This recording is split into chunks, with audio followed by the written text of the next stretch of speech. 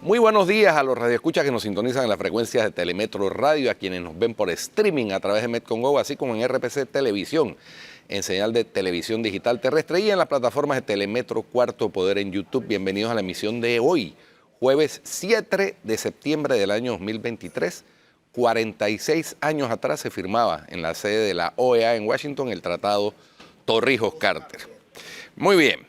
En materia internacional tenemos que las notas más destacadas tienen que ver con el secretario general de la OTAN, Jens Stoltenberg, que aseguró hoy que las fuerzas ucranianas están ganando terreno y logrando avances en su contraofensiva contra las tropas de Rusia.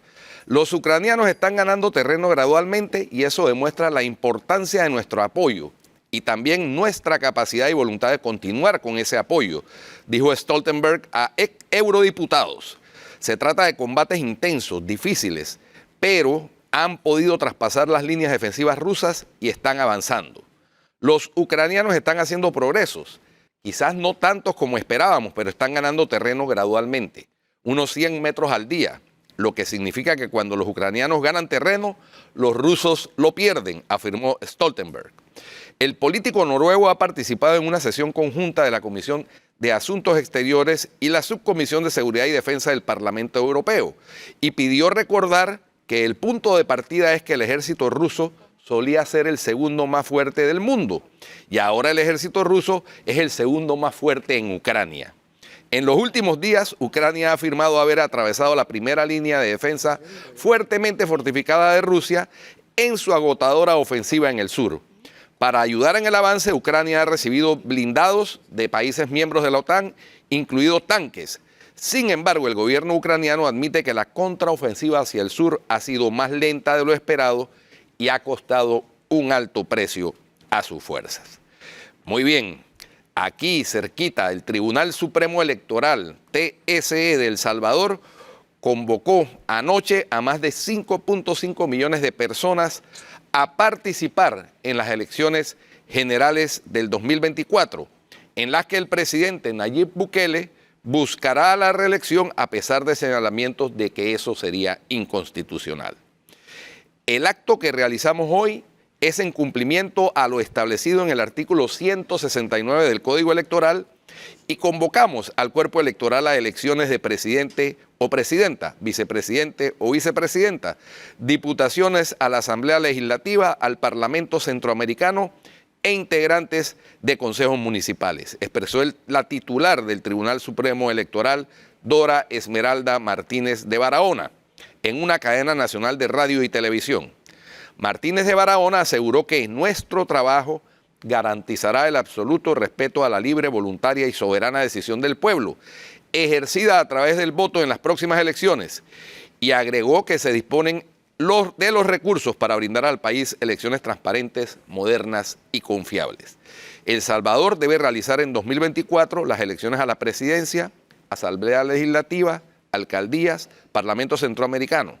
El domingo 4 de febrero de 2024 se realizarán las elecciones presidenciales y legislativas, mientras que el domingo 3 de marzo serán los comicios para el Parlacén y alcaldías.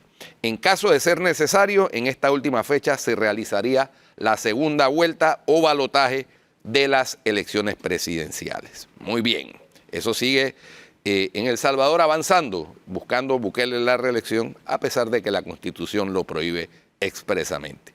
Y por último, el presidente de los Estados Unidos, Joe Biden, anunció ayer miércoles la cancelación de todos los permisos de extracción de petróleo y de gas en el estado de Alaska, como parte de los esfuerzos para abordar la crisis producida por el cambio climático. La medida afecta a los contratos de arrendamiento de crudo otorgados durante la administración anterior en el refugio ártico y resulta en la protección de unas 5.3 millones de hectáreas en el Ártico Occidental. Esta nueva medida alcanza una superficie comparable a la de Dinamarca en la Reserva Nacional de Petróleo de Alaska, que es un espacio vital para osos grizzly, osos polares, caribúes y millones de aves migratorias. La decisión se produce luego de una controvertida aprobación del gobierno este año a un proyecto del gigante petrolero ConocoPhillips en la misma región. El proyecto Willow había sido autorizado por la administración Trump y fue respaldado por Biden. Estas medidas ayudarán a preservar nuestras tierras árticas y la vida silvestre, declaró Biden en un comunicado difundido por la Casa Blanca. El mandatario estadounidense también destacó que esta acción es un reconocimiento a la cultura, la historia y la sabiduría ancestral de los nativos de Alaska, que han ocupado estas tierras desde tiempos inmemoriales. Alaska alberga muchas de las maravillas naturales y zonas culturalmente significativas más impresionantes de los Estados Unidos. A medida que la crisis climática calienta el Ártico más del doble de rápido que el resto del mundo, tenemos la responsabilidad de proteger esta preciada región para todas las edades, añadió el presidente Joe Biden. Eso es lo más destacado en el plano internacional, Flor. Y en el plano nacional, la ley de transparencia sigue siendo noticia a nivel internacional. Guido, hablábamos hace unos días de que ya es tema en Estonia, incluso acá en Panamá, el procurador Rigoberto González avaló a quienes piden que se retire el proyecto para mayor discusión y consulta. En cuanto a este proyecto, la directora de ANTAI estuvo en la asamblea también. Ella misma dijo que ellos no juegan un rol de balance y de control en el tema. Entonces yo no estoy entendiendo. Ellos mismos proponen la ley, Guido. Sí. Y nuevamente tenemos una contradicción que es hasta preocupante. Bueno, la señora Elsa Fernández, directora de ANTAI, ha tenido por lo menos la honestidad de reconocer que no está jugando el rol de ente garante por su falta de independencia. Ella dijo que porque coincide con el periodo del presidente Cortizo. Yo no creo que eso sea un factor para independencia o no. El tema es que ella es una funcionaria que hace parte del órgano ejecutivo. De hecho, la ANTAI está adscrita al Ministerio de la Presidencia. Entonces, se requeriría que fuera, según el proyecto modelo 2.0 de la OEA, que fuera un ente colegiado, independiente, con autonomía y con equidad de género. Establece la ley modelo pues, de la OEA. Y para que sea un ente colegiado, tiene que ser compuesto por varios miembros y tienen esos miembros que ser, para garantizar la independencia, designados por diferentes instituciones u órganos del Estado. Ese es el esquema ideal. Evidentemente, la conformación de la ANTAI actual no llena esos requisitos. Con el agravante, o sea, no, pero con el agravante, más allá de la identidad del género que no se cumple, la paridad, etcétera, al final del día lo importante es que no están cumpliendo con su labor. Hombre muere, sexo, animal, de acuerdo. Pero es que el agravante es que a la ANTAI le han, como suele suceder con nuestra legislación improvisada, le han estado endosando responsabilidades que son contradictorias, porque por una parte se le pretende hacer como el ente garante y rector del acceso a la información pública, es decir, ese es el nombre de la ANTAI, Autoridad Nacional de Transparencia y Acceso a la Información, y por otra parte es el ente rector de la Ley de Protección de Datos, que va en contravía en algunos casos, y la interpretación que ha hecho la ANTAI ha sido promoviendo la opacidad en algunos datos que son de carácter público, de acuerdo con la Ley de Transparencia. De ahí el cuestionamiento que ha habido, porque no solamente es la parte técnica, y coincido contigo, sino también la gestión que ha tenido la ANTAI. Por supuesto, a mí me parece que eso es lo grave, y que ella admita eso, pidiendo entonces más poder, porque eso es lo que hace el proyecto. Le quitan, la gran mayoría de los casos, al judicial la posibilidad de resolver los habeas acta y se los entrega a la ANTAI. O sea, que ANTAI sería juez y parte. Sí. Y bueno, el procurador Rigoberto González, que ha estado tradicionalmente, desde antes de ser procurador, desde antes de ser secretario general de la Procuraduría General de la Nación, involucrado, incluso tiene obras, libros que ha escrito sobre el tema de las leyes de transparencia del acceso y el derecho al acceso a la información pública y el habeas data, pues ha enviado también una opinión muy sesuda, muy bien elaborada, de 15 páginas, en donde hace un recuento de cómo se dio la aprobación de la ley de transparencia actual y señala las debilidades que tiene este proyecto y solicita que el mismo sea retirado para discutirlo en el próximo periodo constitucional. Esa fue la propuesta. Pero bueno, ya oíste a Leandro Ávila decir que va porque va. Esa fue la propuesta que se hizo en la reunión de la subcomisión que la semana pasada se reunió en APEDE. Sí. definitivamente. Pero bueno, vamos a un cambio y volvemos con nuestra primera invitada del día. Tenemos hoy dos.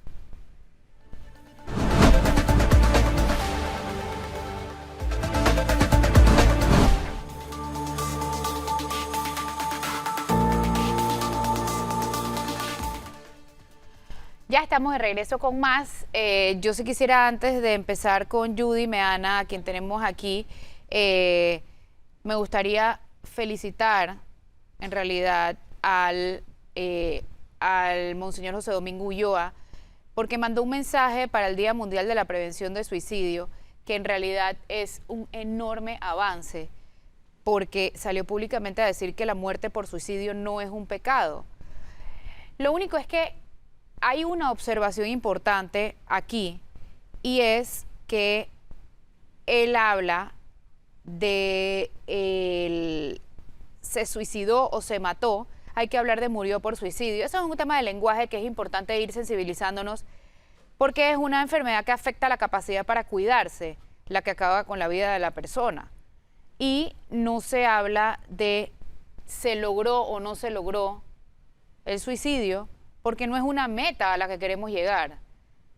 Y lo último, si no es un pecado, como bien lo dijo, tampoco tendríamos que perdonarlos o perdonar a los sobrevivientes, porque sería contradictorio hablar de eso cuando se dice que no es un pecado, ¿no? Pero lo que destaco fuera de eso es en realidad un avance, escuchar a la Iglesia decir que no es un pecado. Bueno, ya, muy bien. Desde el año 2018 el Papa Francisco se refiere al tema del suicidio. Así es. Pero en Panamá no habíamos visto esto. Sí, pero ya el propio Papa lo había dicho. O sea, esta reflexión de la Iglesia, sí es cierto que aparece la comunicación de parte de Monseñor José Domingo Ulloa, pero la reflexión que hace la Iglesia sobre el tema del suicidio viene desde el año 2018, mucho antes de la pandemia, un año antes de la pandemia. Antes inclusive de venir acá a Panamá para Jornada Mundial de la Juventud, y él reflexionaba en función del suicidio sobre la realidad de la muerte y la misericordia de Dios. Esto lo dijo en un programa que fue producido por la televisión de la Conferencia Episcopal Italiana. Es la primera vez, fue en ese año, en el 2018, cuando el Papa se refirió al tema del suicidio, no cerrando las puertas a un pecado como hasta ese momento se había considerado por parte de la Iglesia. Lo que tenemos hoy es la reflexión final, entonces, de esa realidad. Claro. Y creo que... Y eso es consono con todo lo que hemos venido diciendo. Claro, de que con los cambios del tiempo, ¿no? Se trata de un problema de salud mental, al final de cuentas. Claro. Entonces, mal puedes condenar al infierno a alguien que está realmente enfermo. Entonces, bien por la Iglesia que recoge eso. Muy bien. Un poquito tarde, pero bueno, más vale tarde que nunca, dice. Sí, así que Yo creo que sí. es un tema de sensibilización bien bueno. Pero bueno, nos acompaña Judy Meana esta mañana, vicepresidenta del Molirena, que está en alianza ya con el Partido Revolucionario Democrático. La van a oficializar el domingo 17 de septiembre, pero creo que ya están todas las cartas sobre la mesa. Falta obviamente elaborar el plan de gobierno de cara a esa conformación de alianza. Y ver quién va de segundo. Dicen que Judy Meana va de segundo. ¿Eso es verdad? ¿Es mentira? De segundo, ¿O no tú se te ha refieres que anunciado? de segundo, que de vicepresidenta. Ah. Sí, porque eso es lo que tú me estás diciendo, que va a Es que vicepresidenta. a mí me preguntaron que si a mí me gustaría. Y te encantaría, me imagino. Diferente, Y te encantaría. para trabajar por Panamá. Pero como el vicepresidente en verdad es una llanta de repuesto, así que tendrías que tener como un cargo aparte de la Bueno, vicepresidencia. aquí hay bastantes llantas. De repuesto. Aquí hay bastantes llantas. Oye, pero obviamente tendrías que ocupar otro cargo para poder hacer una diferencia, porque Sí. como vicepresidente per se como que no. Sí, el vicepresidente solo reemplaza al presidente y en su cumple las ausencia. funciones que le asigne el presidente. Depende del vicepresidente, porque aquí ha Oye, habido vicepresidentes activos, Pero a mí recordemos. Lo que me ha encantado es fue como un relajo, ¿no? Todo el fin de semana y bueno. ¿Qué cosa fue un relajo? Oye, ¿La cuando... llanta de repuesto o qué? No, lo de si iba a ser yo y si me gustaría. Digo, soñar no cuesta nada. Al final, esa es una decisión que toma el candidato o los candidatos, ¿no? Escogen a su... No, pero el tema de la llanta de repuesto es entre comillas, porque aquí vimos a Juan Carlos Varela, que fue vicepresidente del señor Martinelli, y él fue canciller. Igual Ojo, que Isabel de Samaro. Isabel Samaro fue No, pero canciller. Varela- El actual vicepresidente fue ministro de la Varela- presidencia. a Varela le Ojo. hicieron su torniqueta y se puso de No, vice de está bien, pero él era el canciller, o sea, y después fue un vicepresidente activo al punto que después ganó la presidencia de la República en el 2014. O sea, no estamos hablando de que es llante de repuesto si no te dan ninguna función. Pero si te dan una función como el Ministerio de la Presidencia, tienes mando y jurisdicción, tienes presupuesto. O sea, Bueno, pero mira, por lo menos cuando estuve en la gobernación yo no manejaba presupuesto y estuve súper activa en la época de la pandemia. que ahí lo manejaba el ministro de Gobierno, ¿no? Sí, estaba la ministra de Gobierno, Yanaína, y coordinaba directamente con el presidente Cortizo, porque los gobernadores son representantes del presidente en Así es, la son representantes del provincia. Ejecutivo.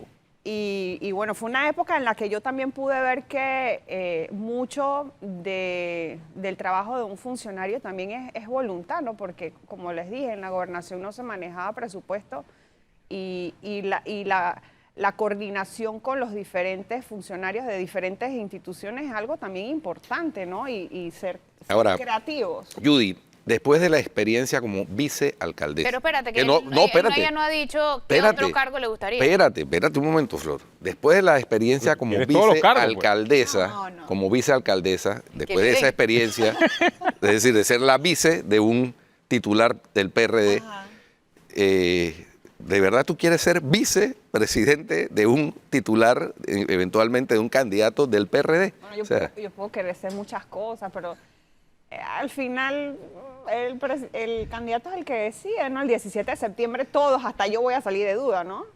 dice que hay como 80 en la fila. Pero entonces eso no se ha hablado. Dice, no No. voy a salir de eso, no se ha ni hablado. No, ni siquiera me lo... Yo he estado con Gaby Carrizo en giras y nosotros no hemos hablado, ni siquiera él me ha preguntado, no. Eso es algo que tiene que hacerse por parte del candidato, ¿no? Los candidatos, la decisión. Por lo menos el Molirena en las últimas elecciones siempre está apostando como a ganador. O sea, ustedes ven que el señor Gaby Carrizo Por eso que le dice gana. que son rémoras. Sí, Ay, por eso. no, no. Pero, pero espérate, para hacerlo hay que saber cómo hacerlo. Claro. ¿No? Y en ese caso el Molirena son expertos. O sea que ustedes están apostando, ustedes de verdad piensan que Gaby Carrizo puede ganar, que tiene oportunidades de ganar.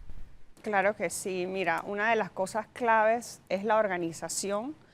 Mira, al final un partido no debe ser una etiqueta hacia una persona. Yo, Judy Meana, soy responsable de mis decisiones, soy responsable de todo lo que yo haya actuado durante mis funciones en los cargos que ocupé. Y asimismo, cada uno de los representantes, alcaldes y diputados en sus áreas, ellos, sus comunidades o los ciudadanos que van a tomar la decisión de si les dan la oportunidad de continuar, son los que evalúan cómo ha sido la gestión de cada uno. Entonces, nosotros en la Alianza PRD-Molirena estamos apostando a ese llamado de que nuestra alianza que viene, ¿no? Con Laurentino Cortizo, hemos pasado por momentos muy difíciles como la pandemia, donde demostramos organización, demostramos que estuvimos allí en la primera línea de batalla, al frente, atendiendo a los ciudadanos, y que también, bueno, día a día esto se va fortaleciendo en ese orgullo, tanto PRD como Molirena, de que tenemos una oportunidad de poder continuar la buena semilla que ha dejado el presidente, y también, como estamos elaborando un plan de gobierno, al final va a estar nuestra capacidad de poder transmitirle a los ciudadanos cuáles son las cosas que nosotros vemos hacia el futuro que debemos prestarle más atención y de qué manera las vamos a enfrentar, y vamos a darle atención a las necesidades de todos Judy, los panameños. Judy, bueno, ahora tú estás en tu faceta política, eres vicepresidenta de un partido político, eso hay que reconocerlo, pero tú eres comunicadora. Entonces, si lo que estás planteando es real, ¿cuál ha sido la principal debilidad de este gobierno desde su punto de vista? Porque es obvio que tiene mucha gente en contra. ¿Cuál piensas tú? ¿Será la comunicación? Mira, estuve leyendo un libro que habla sobre la comunicación de gobiernos, y una de las cosas que no solo en Panamá, a nivel internacional se arrepienten los presidentes cuando salen de gobierno, cuando ya entregan el mando, dicen que les hubiese gustado haber divulgado más lo que hicieron en su gobierno, porque si nosotros hiciéramos un programa en positivo y habláramos de todos los presidentes panameños, desde Endara hacia la fecha, podemos encontrar cosas positivas que cada uno hizo. Y si nos enfocamos en lo negativo, también lo vamos a encontrar, por supuesto. El asunto es que cada día ha evolucionado la comunicación. Antes no había redes sociales. Hoy día la inmediatez tiene una presión muy fuerte en las comunicaciones de los gobiernos, de los políticos, en donde muchas veces información que se transmite es falsa, hay que salir a aclarar. Entonces es una presión que si no tienes un equipo que esté constantemente conectado con los medios, Judy, te vence, pues. tú hablas del candidato Gaby Carrizo como un candidato digno de apoyar. A mí me gustaría saber, fuera de la organización del PRD, fuera del PRD, el que lo apoya, la estructura del partido, 3 cualidades espectaculares por las que hay que apoyar a Gaby Carrizo. Mira, yo creo que la fortaleza que yo le he visto, porque llegando a la presidencia, yo nunca había visto que una figura política y una autoridad como un vicepresidente recibiera tantos ataques de los opositores o quienes de una vez vieron en él una figura potencial para aspirar a la presidencia de la República. Yo sí considero, como experta en comunicación, que tengo 30 años en esto, que fueron ataques políticos desde el inicio. ¿Los ventiladores también, para ti fueron ataques políticos? Bueno, a eso iba. Que surjan escándalos y no aclararlos inmediatamente también tuvo un peso importante en esas percepciones o ataques negativos. Pero el candidato, y a mí me consta como gobernadora, estuvo enfocado en atender la pandemia y estar al lado del presidente Cortizo en la pandemia. Y cuando tú estás trabajando, cuando tú llegas a un cargo público, no te da tanto tiempo de estar mirando redes sociales o estar distraído en ese sentido, en estar en la parte de comunicación. Para eso tienes un equipo, y el vicepresidente y presidente han estado enfocados trabajando, o sea, haciendo giras comunitarias, atendiendo una pandemia que nos tuvo en pausa al país por casi 3 años y que ahora estamos en medio de poder retomar todos los proyectos, el tener que reactivar la economía y hay que recordar que cuando llegamos al gobierno habían 1000 obras paralizadas. Pero ¿cuáles son las cualidades positivas de él? Me parece que mucho la fortaleza, porque en Panamá una de las cosas que viene en este país, hay que poner mucho orden, hay que tomar decisiones que van a ser muy difíciles, los temas que vienen, como la caja del Seguro Social. Hoy día estamos viendo temas del medio ambiente y en las decisiones que Panamá pueda tomar sobre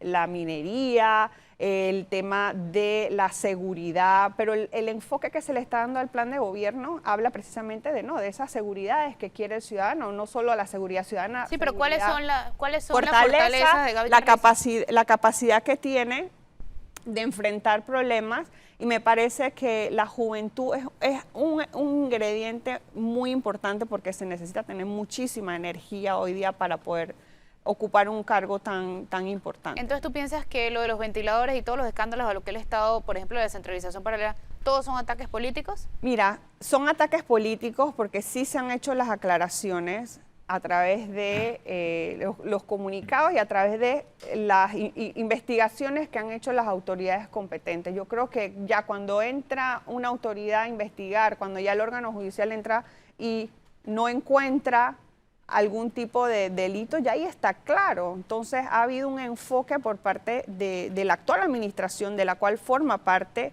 el vicepresidente Carrizo y ahora es el candidato abanderado de la Alianza PRD-Molirena. Creo que ahí ya queda todo resuelto. Y a mí me llama mucho la atención su fortaleza, porque dentro de esos ataques vemos familias también afectadas, ¿no? Ahora, imagínate, las Judy, familias del vicepresidente, de su esposa, y tú los ves ahí con la misma sonrisa, la misma energía. Gaby Carrizo nunca ha salido a hablar mal con nadie. Pero Judy, Lo que dices, Judy, no puedo creer. ¿Qué no puedes creer? O sea, estás hablando de otro país, que tú dices que son estoicos, que aguantan las críticas. Claro que sí. Judy. Tú hablas mucho de la salud mental. Sí. Y una persona se suicida también porque tú entras a una red social y ves y te están atacando. No, Judy, una persona no muere por suicidio por eso. Claro que sí. Una persona no muere por suicidio por eso, Judy. Tú puedes afectar la salud mental de una persona Si la persona no tiene la capacidad de entender que, bueno, son ataques. El suicidio es mucho más complejo que voy a cometer suicidio porque me atacaron en redes sociales. Por favor, no Judy. mezcles peras No, con tú puedes- manzanas. Judy, puede espera. Por favor, no mezcles No, peras con manzanas. espérate. porque- Para una persona. Judy, Claro que se puede afectar a una Un persona. hijo, si mi pero de hija- que si mi hija muera le- por suicidio porque hablan de él. No, ya tiene un problema previo, obviamente. El suicidio es un problema muchísimo más complejo. Yo te pido que nos circunscribamos al tema porque en realidad es Mis mezclar hijos- peras con si manzanas. mis hijos leen cosas sobre mí, no se pueden ver afectados. Se ven afectados por lo que hiciste o por lo que dejaste de hacer, por cómo manejas como padre el si asunto, es falso? no por lo que dice la gente. ¿Y si es falso? Le explicas a tu hijo entonces. Y tiene que tener un trabajo previo. Y el Judy. bullying en la escuela. Por De- supuesto. Sí. Es que es una mezcla de cosas. pero es que Judy, Tú has El bullying. escuchado, ¿ah? El bullying en la escuela. Todos son factores que agravan las situaciones. ¿Qué hace esos factores? ¿Y ¿Qué tú hace que esos cómo factores sabes- ocurran? ¿Tú cómo sabes si mis hijos tienen factores y por ver ataques a su mamá se ven afectados? Esa mamá hace las cosas que tiene que hacer y tiene a ¿Tú más. consideras que yo he hecho algo indebido? Yo, Judy Meana. Yo pienso que has callado por omisión en muchas cosas. ¿En sí. qué temas? En muchísimos temas, ¿En cuál? como lo Dime del uno. alcalde, como hacer lo que estás haciendo ahora mismo. ¿Qué cosa? Decir que es que todos son ataques políticos. A Gaby Carrizo, ¿cómo así, Judy? Judy, Son yo te ataques quería preguntar. No hay ninguna prueba, no hay ninguna... No, espérate, ¿Cómo que no hay espérate. ninguna prueba? Allá iba, Judy. Yo te quería preguntar, porque tú mencionaste que se hicieron las investigaciones y no se encontró nada.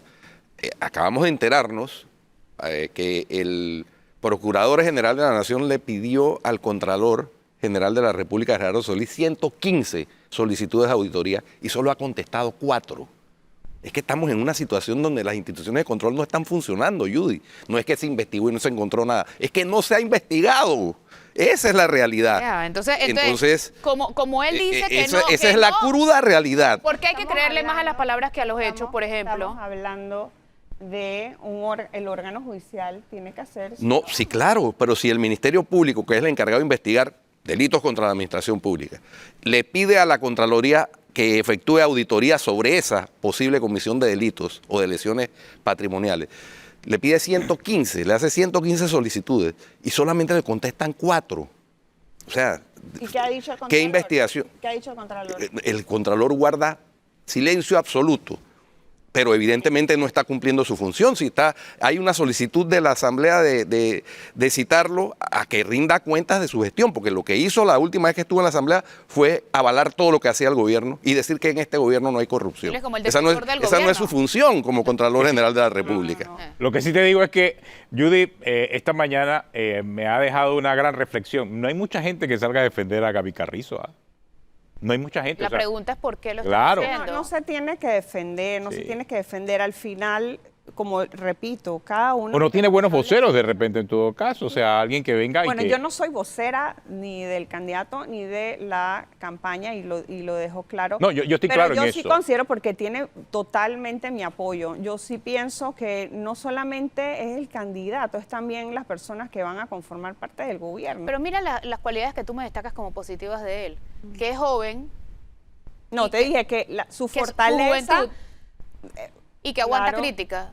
No, bueno... Es una persona que quiere ser presidente de la República. Tienes que tener, mira, tienes que tener un autocontrol de las emociones. Tú no ves un Gaby Carrizo que esté atacando a nadie, que ha estado enfocado en el trabajo y asimismo él en cada contacto que va a tener en las comunidades ha estado hablando de lo que va a venir en el plan de gobierno y de lo que se ha hecho durante la pandemia. Yo creo que al final, mira... ¿Y por qué habría la- que pensar que él va a hacerlo distinto si él fue el vicepresidente de este gobierno? Pero no es el presidente. Bueno, Es diferente, es otro gobierno y él estando al mando, él va a tomar pero sus él que ha dicho que decisiones. va a ser diferente a este gobierno. Bueno, tienes que preguntárselo y va a llegar el momento en que él va a contar todo lo que va a hacer. Y tú le has recomendado dar entrevistas porque como él decide que es mejor Lo que no pasa hacerlo. es que yo acabo de entrar a la campaña y sí, claro, cuando yo tenga la oportunidad de conversar, ciertamente una de las cosas que en las comunicaciones se quieren hacer es tender esto. Mira, no es fácil sentarse aquí, a veces las personas tienen otras responsabilidades. Sacarte de, o sea, estar aquí, mira, ya van a ser, ponte que sean las 9, pierdes toda la mañana. Es importante mantener el contacto con los medios porque conecta con los ciudadanos, pero para eso habría que hacer un equipo de vocerías. Yo creo que la diferencia que tiene que tener el próximo gobierno es tener voceros que puedan responder. No, y también no solamente el tema de vocerías, la misma clase política, y lo digo no solamente por el caso de Gaby Carrizo, en términos generales, porque aquí hemos tenido casos de políticos de gobierno y de oposición que tienen una piel muy sensible. O sea, no es que si te metes en la política, sabes que va a haber crítica y tienes que preparar a tu familia, tienes que preparar a tu esposa, tienes que preparar a tus claro, hermanos, tú los a tu preparas. mamá, a tus hijos, en función de lo que viene. ¿Por qué? Porque se trata de un tema de poder. Pero o mira, sea, y el poder se disputa, Sí, pero obviamente. mira, hay competencia, mira, hay otros mira, políticos. mira, Te van a tirar a matar, obviamente, políticamente hablando, Mira, van a para tirar a tratar, matar. para tratar de sustituirte en la posición que tienes. Entonces, No, pero lo difícil eso es como es- algo que viene Sí, no, y tú no. tienes que preparar a todo el mundo para eso. No es que te sorprenda, es lo que es. Oye, es pero- la realidad de esta época, Judy. Uy, pero te dañan tu reputación. Pero es la realidad Te de la esta dañas tú, época. porque aquí vimos No. a Rolando de León, que el gobierno pasado salió No, pero bien. es la realidad de la Rolando de época. León. O sea, tú como político tienes que Rolando de El aceptarlo. que estaba en el Banco Nacional. El director del Banco Nacional, el gerente Ni del me Banco Nacional. acordaba quién Mejor, era de León. mejor, porque... Bueno, ¿tú Judy, te acuerdas? yo fui servidor público de un pero alto sí, cargo él sí fue un y yo salí mariscal de cuentas. incólume. Sí, Total, también. pero yo pero te también- criticaron o pero no te yo- criticaron. claro que si me te criticaron, criticas, claro que me Y tu criticaron. cualidad- por eso. Y tu cualidad más importante. O sea, No. puede haber ¿Tú sido, preparaste tienes a que tu familia o no aguantarte. la preparaste? Por supuesto, consulté antes a Tú aceptar el también, cargo. tú no. fuiste gobernadora, vicealcaldesa, Dice- te criticaron mucho. ¿Por qué? Por todo te criticaron. ¿Te criticaron o ¿Tú no no? te acuerdas cuando tú saliste Claro. en redes sociales a decir que estabas harta de que te criticaran? ¿No te acuerdas? Así es. Mira. Pero tú preparaste a tu ah, familia también. Hay que sí, preparar a la Entonces, familia no es culpa para de eso. los que critican y No, mucho menos sí. mezclando el tema de suicidio. O sea, Pero mira, lo que No. sí pasa, hay gente que se deprime, Flor. Yo conozco funcionarios que se han deprimido por... entonces por- cuando por una persona la entra a un ola de cargo ataques. público, tiene que disponerse a Exactamente. hacerlo bien y preparar a su Pero no es familia. perfecto. Mira, una de las cosas... Si nos Yo pasa a también nosotros. recibo ataques, Judy, Cla- todos los Todos días. recibimos Todos. ataques. Tú eres la Aquí más hace poco tremenda. entrevistamos a este señor Carlos Salazar y todo el mundo nos cayó encima. Nos hicieron bullying. Todavía nos estoy, sacaron- todavía estoy recibiendo mensajes. Exactamente. ¿Y? Es parte de. Vienen Eso con la, es parte. la Yo descripción recibo del ataques puesto. todos los Sí. días de mi vida y sería incapaz de decir que por eso Exacto. alguien de mi familia va a cometer suicidio. Y uno prepara a su familia. Incapaz, porque uno prepara a su familia y sobre todo se esfuerza en hacerlo bien No lo para sabe. que cuando Hay gente, Lo sé, Judy. En otros países hay gente que por honor o por tal, ha pasado, que no aguantan la presión. Tú no sabes en una situación, no aguanten la presión. Pero bueno, lo que yo les iba a decir, que tampoco es fácil sentarse acá, porque ustedes me preguntan del contralor, me No, preguntan de los magistrados. Yo no, No, Judy, no. No, yo no estaba preguntando, yo estaba puntualizando No, Judy. porque Es tú porque- dijiste Además, que tú se tienes investigó experiencia y en no se comunicación, encontró Judy. nada. No. Se investigó y no se encontró nada, yo no podía dejar que pasara, que quedara eso como que No, aquí se hay- investigó y no se aquí- encontró Oye, nada. aquí hay Pero bueno. temas... No se ha investigado, No esa es la se ha realidad. Yo investigado. tengo una suerte, queridos No, ciudadanos. y a Judy, la verdad, yo invité a Judy Yo tengo una hace suerte. unos minutos nada más al programa. Me siento aquí y entonces me empiezan a preguntar. No, de no. todo, pero cuando Bueno. vienen otros, no le preguntan. No, lo que pasa es que no vienen muchos funcionarios de gobierno. No, es que los Ay, es funcionarios, pana, pero al que viene se le pregunta. al que viene se le pregunta. No vienen Aquí- muchos voceros de gobierno al ¿A quién no se le programa. ha preguntado lo que hay que preguntar? No, se ponen ahí. ¿Te gusta el café con leche? No, eso no, en este programa no, Judy. Mira, Ay, ¿Viste? por favor. Nos estás Puedes haciendo decir- bullying. ¿Te das No. cuenta? Nos estás haciendo Puedes bullying decir ya. de cualquiera de nosotros. Pero de mí no podrías decir jamás Ay, que no bueno. le pregunto lo que les tengo que preguntar. Y si sí, Oye. ¿ni quién? Ya Judy terminó haciéndonos bullying. Bullying, ay. No, hombre, eso no es bullying. Bueno, Oye, y Dios me libre, porque te toman unas fotos que sales con la boca abierta, los ojos torcidos, bueno, pero eso te no. ponen en primera plana el periódico con la peor foto. Está bien, pero Judy, esas son las Judy, consecuencias eso es a de lo la que uno se política. expone. Eso es a lo que uno No, se no es bullying. expone. Ey, No, esas son Cuando hay que se leer, involucra- hay que leer de qué significa Sí, bullying, eso- qué califica como bullying. Uno se expone a eso cuando uno se involucra en asuntos de interés Exacto. público. Ya. Pero hay bueno, hay listo. tres Oye. características para que un ataque puntual se convierta en bullying. Oye, tenemos una y pausa. Eso no es bullying. Tenemos Vamos una a pausa cambiar, porque viene ya Rodrigo Noriega, lo tenemos en contacto. Gracias, Vamos. Judy. Gracias, por Judy. acompañarnos esta mañana aquí en Listo. Cuarto Poder. Le quitamos la mitad de la mañana, Judy. Sí, hombre, sí.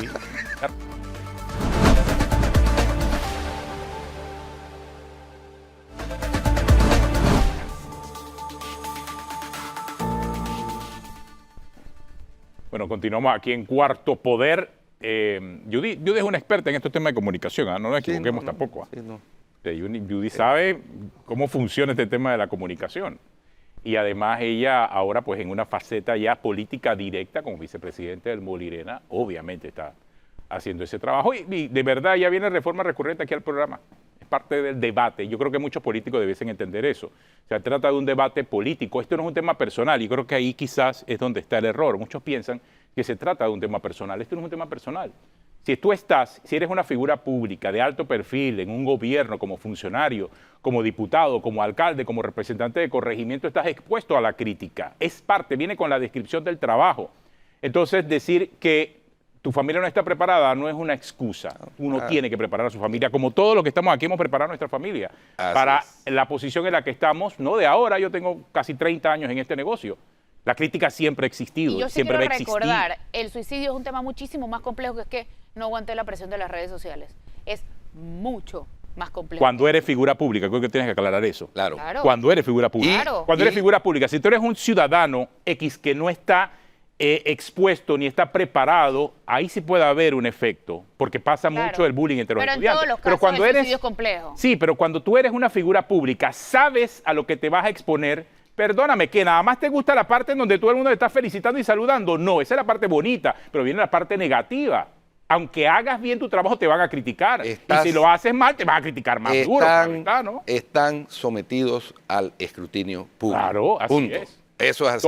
Todos estamos sometidos a eso. E incluso a las críticas injustas. Y tiene que soportarlas. Claro, así es. Bueno. Pero Aunque a mí no sea me parece injusta, suficiente así mérito tener que ataques, que aguante de los aguanta ataques. y es joven. No, Ey, eso véndeme mejor a tu candidato. Sí, no, Ya, bueno, ese es otro tema. Ya es la Totalmente. profundidad del argumento, ya es otra cosa. O sea, pero si sus defensores lo que alegan es eso, me parece un candidato muy débil. No, entonces. lo que te decía es que no tiene muchos defensores. Tampoco es que tiene muchos defensores. Tampoco tiene muchos defensores, definitivamente. Exactamente. Bueno. Oye, pero tenemos contacto con Rodrigo Noriega. Vamos a hablar acerca del contrato entre el Estado y Minera Panamá. Flor, Guido. Buenos días, Rodrigo, ¿cómo estás? Buenos días, Atenógenes. Buenos días, Flor. Buenos días, Guido. Buenos días a la audiencia. Buen día, Panamá. Oye, Rodrigo, vimos que Minera Panamá respondió a una serie de cuestionamientos que tú hiciste de forma muy certera hacia el contrato entre el Estado y Minera Panamá. ¿Qué te parece la respuesta que dio Minera? Bien, me llama mucho la atención que se hayan enfocado en responderme a mí, cuando hay muchos temas y cuestionamientos a los que tienen que responder. Mi planteamiento básico es, uno puede tener una opinión distinta, todos podemos tener una opinión distinta, pero tenemos que aceptar hechos comunes. Si ellos parten de su respuesta negando el propio contrato que tienen, ignorando el propio contrato que tienen, omitiendo el propio contrato que aspiran a tener, entonces digo, la discusión, entonces podemos hablar de Orlando, podemos hablar de Hollywood, podemos hablar de cualquier otra cosa. Pero si la discusión tiene que centrarse en el contenido del contrato, no en lo que tú pretendes o no en lo que puede ser o no, sí, en el contenido del contrato. Ese contrato que está en discusión en la Asamblea Nacional tiene más de 20 causales de inconstitucionalidad y viola por lo menos 4 acuerdos internacionales que Panamá ha suscrito. Entonces, digo, desde el punto de vista jurídico, desde el punto de vista ambiental, desde el punto de vista económico, allí presentamos el libro que compiló don José Echevarría y todas las preguntas, era impresionante. Yo aprendí muchísimos otros argumentos porque yo me había enfocado en el argumento jurídico y hay una cantidad bárbara de otros argumentos. Felipe Argote tiene una cantidad de argumentos económicos impresionantes sobre cómo se gestiona esto. Esto es un hocus pocus, una abracadabra, que hoy vendo, pero mañana no, y en fin. Así que el contrato tiene demasiados agujeros. Parece un contrato hecho a la medida para salir del paso, para que este gobierno quede bien, reciban 700 millones de dólares y el próximo gobierno y los que sigan tengan un dolor de cabeza. ¿Existe posibilidad de que se apruebe ahora el contrato y el próximo gobierno o alguien lo demande por inconstitucional, por ejemplo, Siam, como ya lo hizo, y se vuelva a tener que negociar todo esto, Rodrigo? Sí, totalmente. Las posibilidades de que lo aprueben la Asamblea actual son muy altas. El PRD tiene planadora, el PRD quiere ese contrato. Las posibilidades de que lo demanden son altísimas. No solo ambientalistas, sino grupos campesinos y otros sectores sociales tienen interés en demandarlo por inconstitucional. Esto puede transformarse en una especie de ritual de la política panameña. Aprobamos el contrato, demandan el contrato, la Corte lo declara inconstitucional y lo volvemos a negociar mal. Técnicamente hablando, el gabinete que fue el que aprobó este contrato para mandarlo a la Asamblea, fue el gabinete, no el ministro Alfaro, está en desacato, porque la Corte declaró inconstitucional 2 veces. En 2017, con Jerónimo Mejía, fallo unánime. 2021, fallo de María Eugenia López Arias, unánime igual. Declaró 2 veces que se había violado la falta, no hubo licitación. Y lo primero que hace el gobierno es repetir el tema sin licitación. No hubo consulta. Aquí tenemos entonces otros problemas de más complejidad. La propiedad de China, de Singapur, de Corea del Sur, el tema de los sobrevuelos de los helicópteros, el tema del agua, el tema de las tierras, el tema de la opacidad, el tema de la concesión en realidad no tiene límites. Todas las concesiones que da el Estado empiezan en la calle tal, 500 metros al norte, o la coordenada tal, 10 grados este, 8 grados sur. No, este contrato no tiene límites. Entonces, la concesión es ilimitada prácticamente.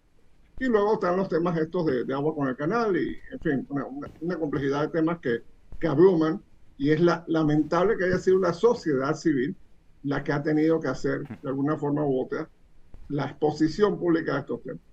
Rodrigo, una inquietud que yo tengo estrictamente jurídica sobre el tema de lo que incluyó la Corte Suprema de Justicia en su fallo de inconstitucionalidad, y que a mí me parece, yo he estado tratando de hacer el estudio jurídico desapasionado, y a mí me parece que hay como una contradicción, y te explico por qué.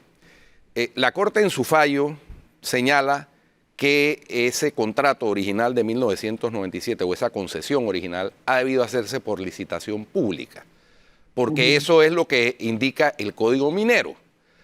Pero para eso es precisamente que se hacen los contratos ley, para saltarse las leyes vigentes o los códigos vigentes, para regular una relación contractual del Estado con determinada empresa o concesionaria por fuera del marco legal. Para eso son los contratos ley, por lo menos eso es lo que yo había entendido hasta ahora. Entonces tengo esa discrepancia estrictamente jurídica, no tiene nada que ver ni siquiera con este caso de la mina, sino en términos generales académicos. Un contrato ley se hace para regular relaciones por fuera de lo que establecen las leyes, porque si no sería simplemente un contrato, sin necesidad de elevarlo a la categoría de contrato ley. Totalmente de acuerdo contigo, Guido. El tema es que hay una regulación especial para el área minera de Donoso, de Petaquilla, que es el decreto de gabinete 267 de 1969. Ese decreto de gabinete supuestamente era derogado por el artículo 2 del contrato ley 9 de 1997 y la Corte declaró esa maniobra inconstitucional porque estás derogando en el propio acto la norma que regula el acto. Entonces tenía que haberse dado la derogatoria, igual que ahora, tenía que haberse dado la derogatoria previamente, lo noté a ley, y luego la ley 1 deroga el decreto de gabinete 267 de 1969, que está vigente, y la ley 2, entonces presentas el contrato ley. ¿Qué dice el decreto de gabinete 267, de 1969? Dice, voy a resumirlo, 3 ideas básicas. 1, el desarrollo de esta zona va a tener que ser por licitación pública internacional. 1. 2, las empresas que van a participar tienen que competir ofreciéndole al Estado la mayor cantidad de regalías y la mayor cantidad de acciones posibles.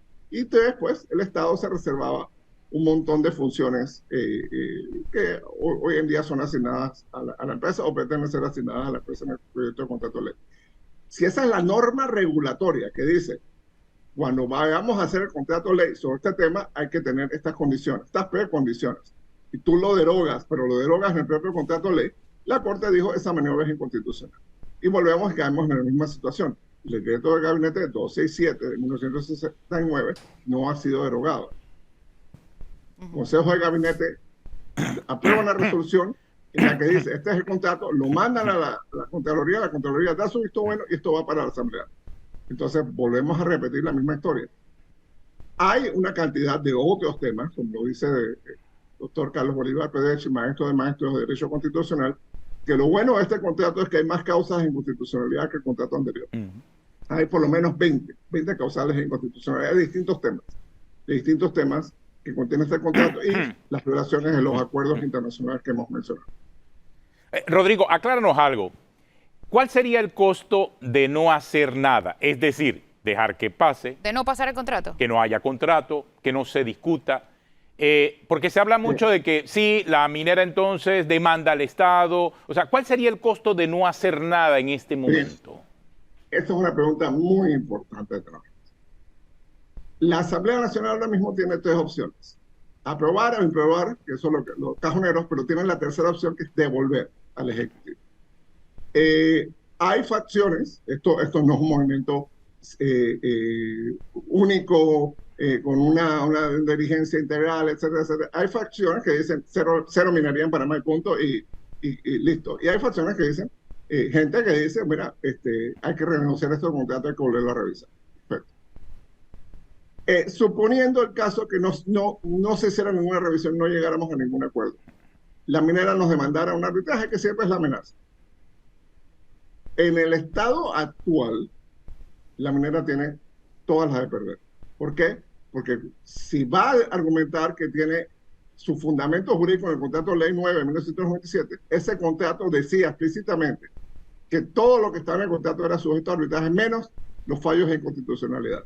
¿Y qué va a pelear la minera? Es que me quitaron el contrato por un fallo de inconstitucionalidad. Bueno, muchas gracias, señor.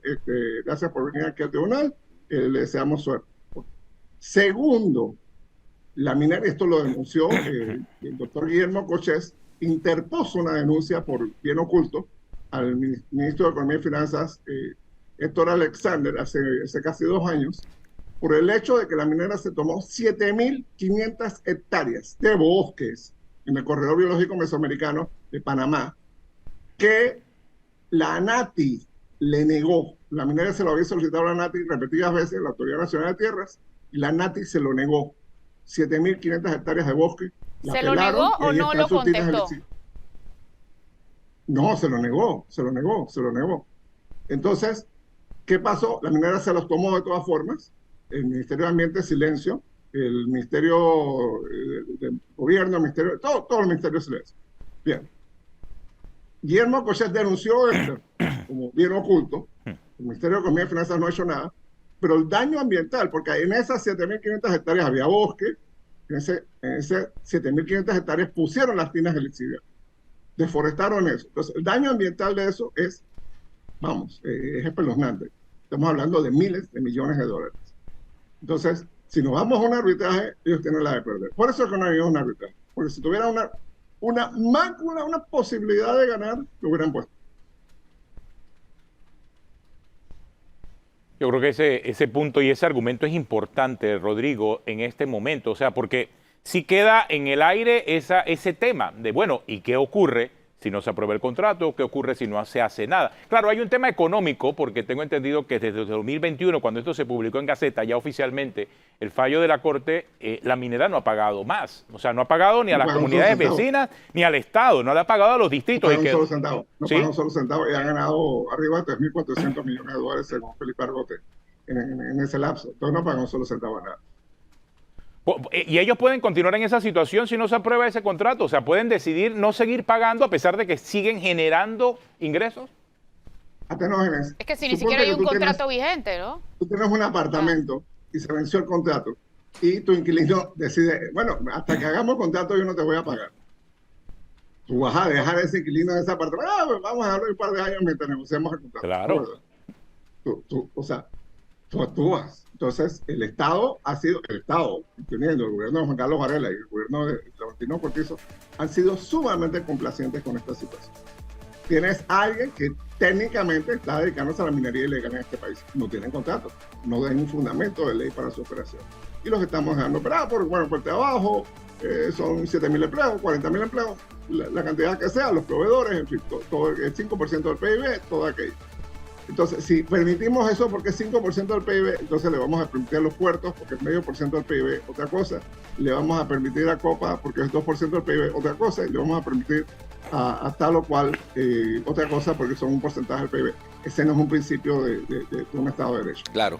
Precisamente porque es tan grande, tenemos que hacerlo cumplir la Constitución, la ley y los convenios internacionales de Panamá. Mira, es que la seguridad jurídica es de doble vía, Rodrigo. Claro. Es que eso hay que entenderlo. O sea, sí, claro que tiene que haber seguridad jurídica para las empresas, pero también para el Estado. Para el Estado. Claro.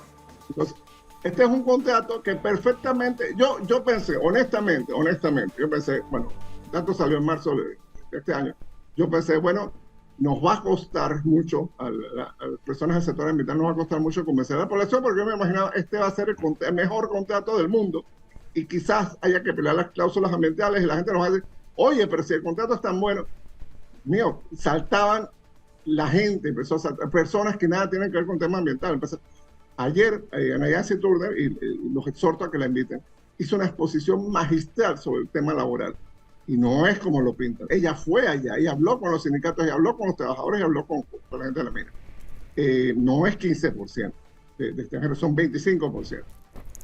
Y un montón de cosas que no están pasando correctamente. Entonces, el tema del agua, hay testimonios de ex trabajadores de la mina que dicen, ahí se construyeron ductos, túneles subterráneos que están canalizando agua de río. No es que todo sea agua de lluvia. Y así sucesivamente. Entonces, como no hay realmente una regencia del Estado, imparcial, objetiva, etcétera, neutral, sino que el Estado parece que básicamente un alegre proponente del contrato, la pauta del Estado proponiendo el contrato minero es terrible. Es enorme. Es una pauta escandalosa. El primer y segundo, un publicista me comentó que el primer y segundo anunciante ahora mismo son, el primero es el Estado y el segundo es la mina, en materia de pauta. Entonces, eso ha provocado una especie de autocensura en muchos medios. Y yo les agradezco, y ustedes son de los líderes en estos temas, han metido a todos los sectores, y todos los sectores tenemos que hablar en esto. El sector ambiental tiene que hablar, pero también el sector minero, porque hay una realidad, hay una mina. Entonces tenemos que decidir como país qué hacemos. O tenemos una y ninguna más, o decidimos, bueno, vamos a cerrar esta. Eso sí tiene consecuencias económicas porque los trabajos, y hay que meterle una cantidad de plata para reparar y restaurar ambientalmente lo que hay. Entonces, hay que tomar decisiones responsables, y luego está el tema del canal. Hay que ser sumamente delicados con el tema del canal. Yo creo que la junta directiva del canal ha sido demasiado tímida en defender los intereses del canal de Panamá. Desde el año 1937, ayer me enteré de eso, el arquitecto Ricardo Bermúdez lo puso. El canal de Panamá, en 1937, se hizo el primer estudio en que se habló de la ampliación del canal, el tercer juego de esclusas, y se encontró que las mejores fuentes de agua iban a ser Río Indio, Río Corlé del Norte y el Río Gaso Sucio. Desde 1937, hace 86 años, se sabía eso.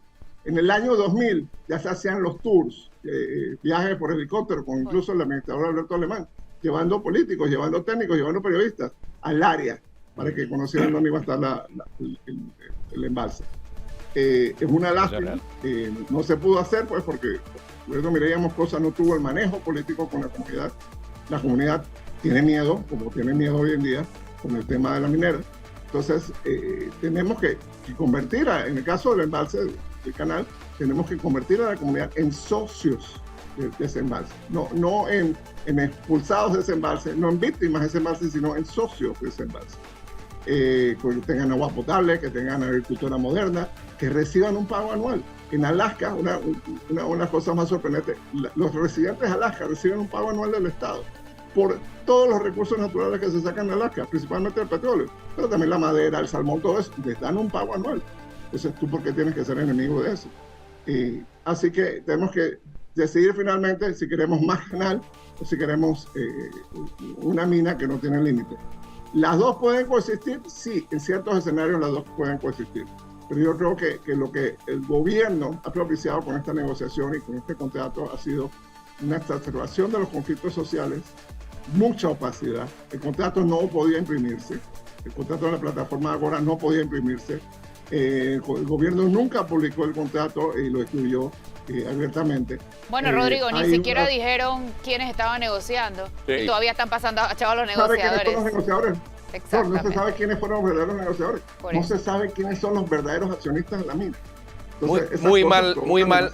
Pésimo manejo. La conclusión es muy mal manejo de estos temas. Después Pésimo dirán manejo. Y que eso le provoca faltó más comunicar, que el problema fue de comunicación. Listo, Rodrigo. No, gracias. Rodrigo, se nos acabó el Mucho tiempo. más allá de Se eso. nos acabó el Mucho tiempo más porque nosotros sí tenemos No, no, límite y hay de una tiempo. prueba de lo que dice Rodrigo. Ayer vimos las sesiones que se dio en la Comisión de Comercio en los 2 distritos que están adyacentes a la mina, Sí. Es en correcto. Donoso o Martorrijos. Y por una razón obvia no se transmitió porque la plomera fue grandísima. Fue olímpica. O sea, eso, Mal en manejo. los distritos, en los vecinos, hay un tema serio. Muy mal manejo. Muy mal manejo. Bueno, Oh, sí. se nos acabó el tiempo. Si usted sigue en Telemetro Radio, siga con el brunch y en RPC Televisión, habla ahora con el profesor José Escobar y Delia Muñoz. Hasta mañana. Hasta mañana.